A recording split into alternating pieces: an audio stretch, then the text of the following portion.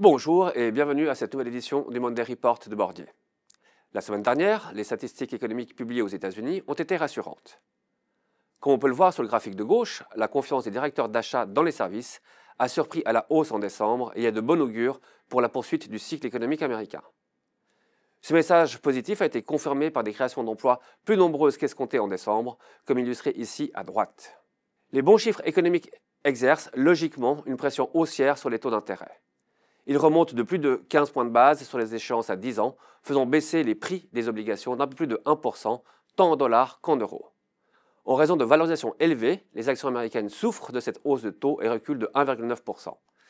Les actions du vieux continent sont moins pénalisées et remontent de 0,7% en zone euro et de 1,4% en Suisse.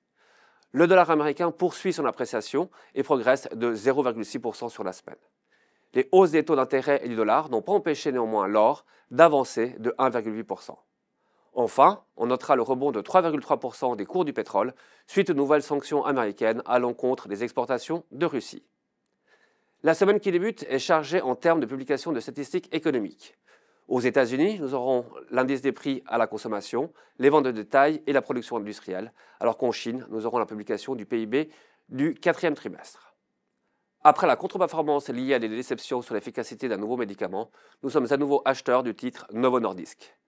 Nous considérons en effet que la correction est exagérée et que la valorisation du titre est faible en comparaison de perspectives de croissance des bénéfices toujours solides. C'est tout pour aujourd'hui, je vous remercie de votre attention et vous dis à la semaine prochaine.